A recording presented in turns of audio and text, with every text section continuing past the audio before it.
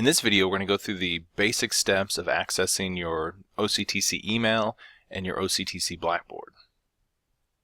So we're going to start at the school's website. The address is owensboro.kctcs.edu.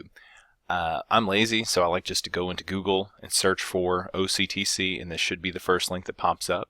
But regardless of how you get to it, all the important links are kind of clustered here at the top. All right, student self-service, user account center, email, Blackboard, help, and contact us. So the first of these links we're going to talk about is email. All right, so one thing I should mention is that with student self-service, email, and Blackboard, they all use the same username and password. So this is the username and password that you set up when you registered at OCTC. Your username is more often than not the first letter of your first name, your last name, and then 4 numbers. And then you set your own password. So email first, we'll click here, and then you'll get a start page. And there's 2 links kind of here in the center. Go to your email and forgot password. And so we'll click go to your email. So as I mentioned earlier, you use your username to log into your email. When you're off campus, you'll need to put at kctcs.edu. So this, your username and at kctcs.edu is your complete school email address. So when you're on campus, you just need to use the username. When you're off campus, you need to put the entire school email. And so we'll log in.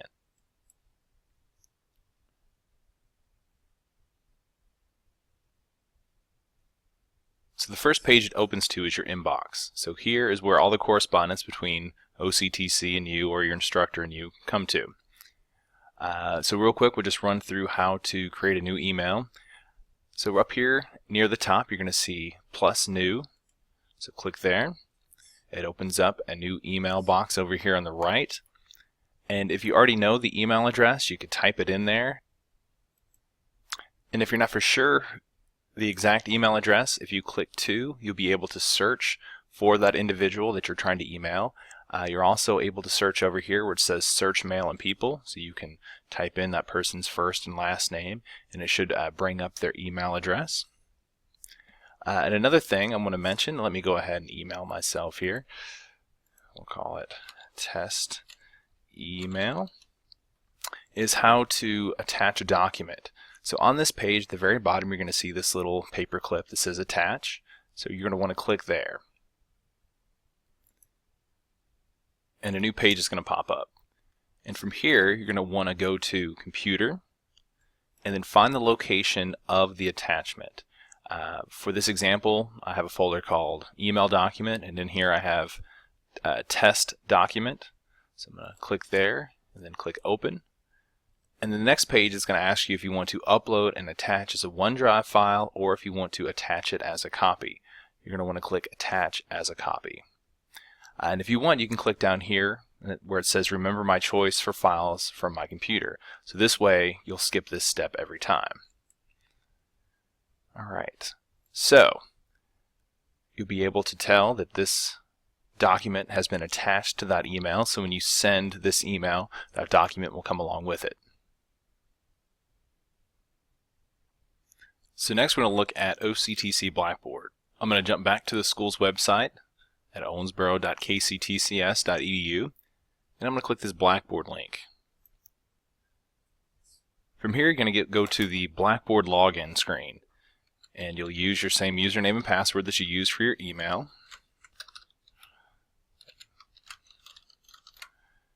And then log in.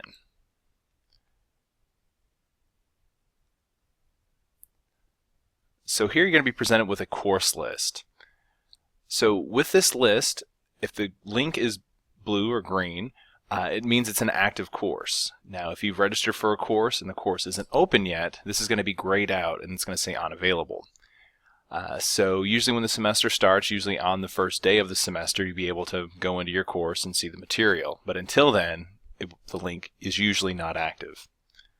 So we're going to jump into my sociology course here, and we're entering as an instructor, but I'm going to switch it over to student view. So a couple things to mention with Blackboard courses. It's really up to your instructor how everything is laid out. Sometimes with certain courses like math or computer courses, you'll actually go to Blackboard and be directed to another site. With math, it's sometimes Pearson, My Math Labs. With computer courses, it's usually tied to SAM. So my course is completely in Blackboard. So what I'm going to do is point out a couple links that should be common regardless of who you're taking for an online instructor. So the first thing you're going to see is the announcement page. And so this is an area where the instructor can just quickly post little blurbs about things that are happening in the course or things you need to do.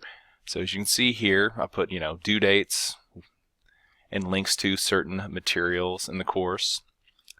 So another important link to look for is the syllabus. Every online course should have a syllabus posted somewhere in it.